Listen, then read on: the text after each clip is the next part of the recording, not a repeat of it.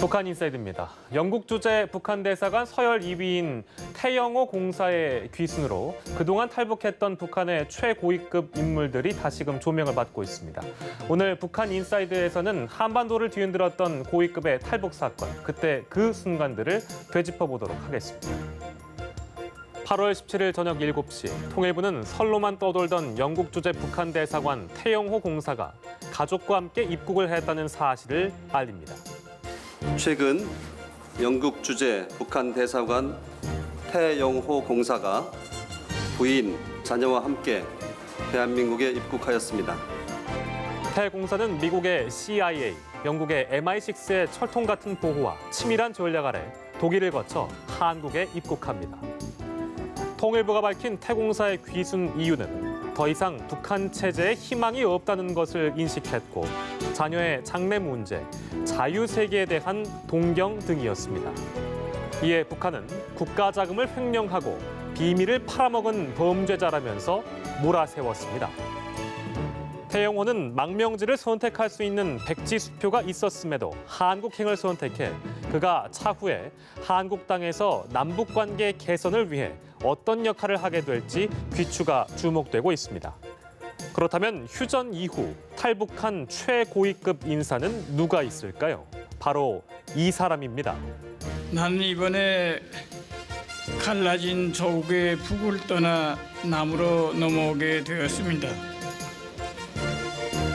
나의 청혼을 허락하여 주고 한국으로 들어올 수 있도록 세심한 배려를 돌려주고 따뜻이 맞이하여 준 데 대하여 대한민국 정부의 충심으로부터 감사를 드립니다. 1997년에 망명한 주체사상 이론가이자 노동당 비서, 최고인민회의 의장 등을 지낸 황장엽 선생입니다. 한때 북한 서열 13위에 오를 정도로 굳건한 입지를 다졌던 인물인데요.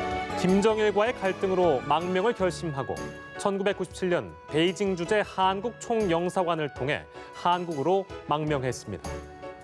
한국 땅에서 탈북자 동지회, 북한 민주화위원회 등 탈북자 단체에서 활동을 하고 강연과 방송 등을 통해 김정일 정권의 타도를 주장하다가 2010년 10월 생을 마감했습니다.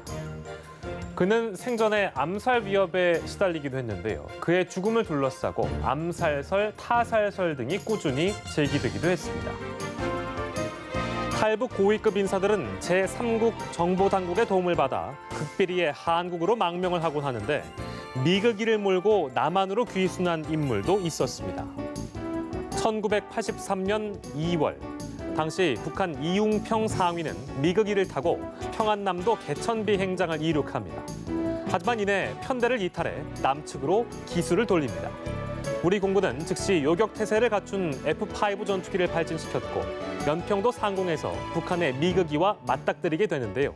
그런데 미극이는 양 날개를 흔들어 전투의 의지가 없음을 밝힙니다. 그는 엘리트 비행사였지만 역시 북한 체제를 견디지 못하고 귀순을 한 겁니다. 그는 조종사 경력과 미극이의 군사학적 가치를 인정받아 대한민국 공군 소령에 임관돼 한국에서 제2의 군 생활을 시작합니다. 하지만 2002년 북에 남은 가족에 대한 죄책감과 심적 스트레스 때문이었는지 48세 나이로 숨을 거두고 맙니다.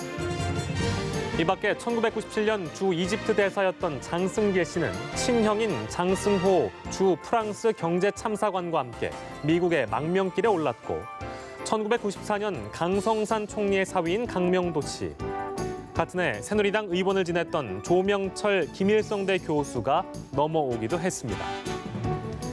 목숨을 걸고 자유를 찾아 국경을 넘어온 대표적인 북한 고위급의 면면을 살펴봤는데요.